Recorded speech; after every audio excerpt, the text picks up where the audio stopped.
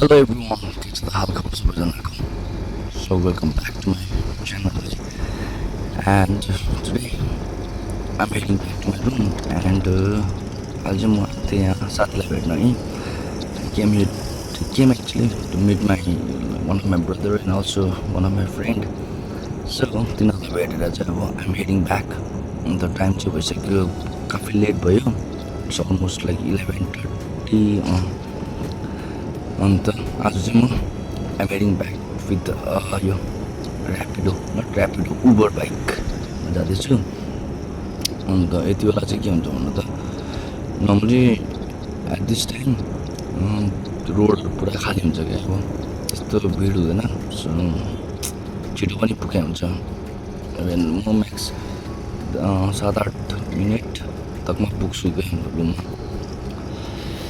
ओहो अन्त अहिले चाहिँ यतिको टाइममा चाहिँ के भन्नु त सबसे बेस्ट पार्ट चाहिँ गरम हुँदैन नि त. नभए चाहिँ दिनमा त आम्मामा यस्तो चाहिँ गरम हुन थालेछ यहाँनिर. यस्तो गरम हुन थालेको छ है यहाँ. अन्त त्यही हो दिनमा त साँच्ची भनेको दिनमा त ट्राभल गर्नै सकिँदैन. अब केएमजेमा पनि के गाडीमा होस् बाइकमा होस् अटोमा होस् सिरियसली यस्तो चाहिँ गरम हुन्छ. यस्तो गरम छ.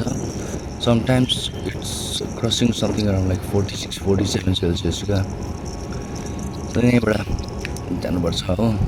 यहाँबाट सिधै जानुपर्छ. यहाँबाट राइट लियो भने चाहिँ प्रिया बसन्त लोककोपट्टि जान्छ. Green light proper. सो त्यही हो.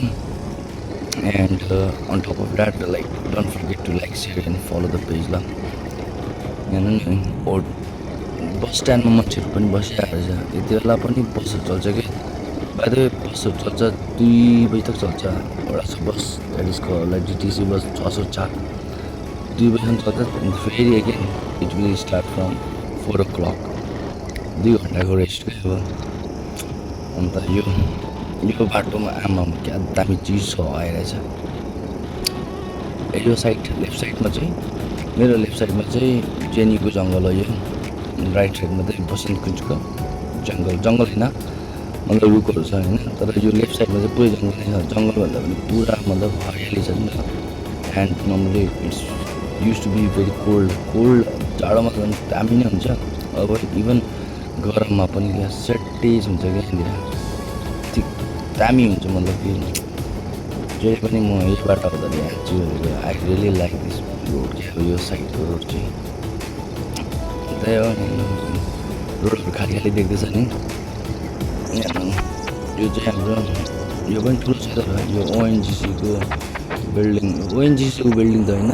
यहाँनिर अब there are plenty of companies छ त्यहाँनिर भित्र क्या अब. तर ओएनजिसी चाहिँ अब ठुलो हो त्यहाँनिर छ.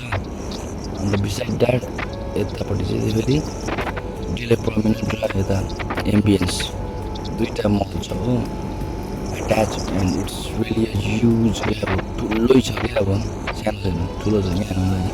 देखाउँछु ल. यहाँ लाइटिङ छ. लाइटिङ सेटिस यहाँ पनि तर म नबसेको अलमोस्ट 1.5 year यस्तो भइसक्यो.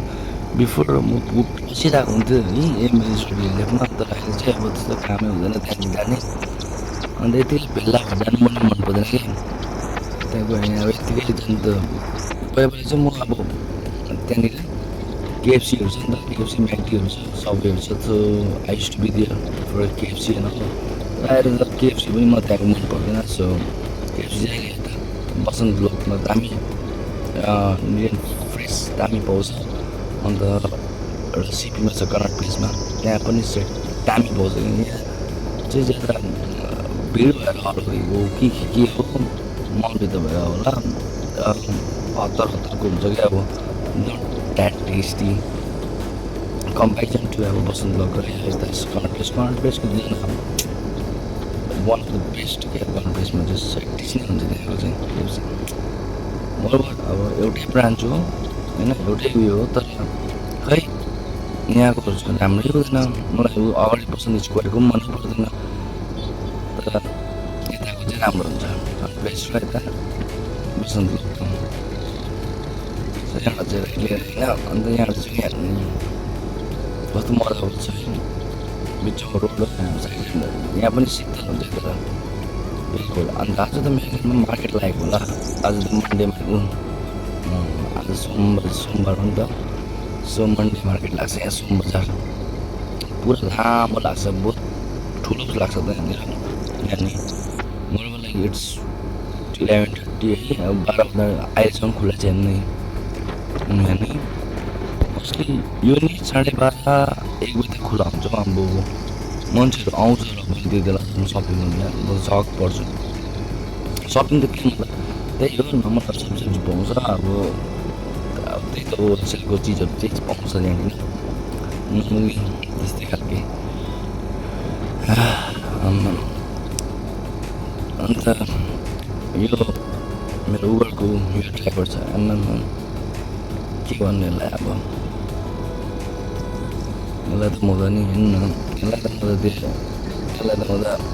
त्यति नै मात्रै दिन्छु क्या। अब नर्मली म अब उबर ऱ्यापिड गर्दैछु भने होइन 10 रुपियाँ 15 रुपियाँ म एक्स्ट्रा दिइ नै दिन्छु क्या। अब तर यो मान्छेलाई चाहिँ म 1 रुपियाँ पनि तलमाथि दिँदिनँ। हेर्नु न, ठिक्कै पर्फेक्ट त्यति मात्रै दिन्छु।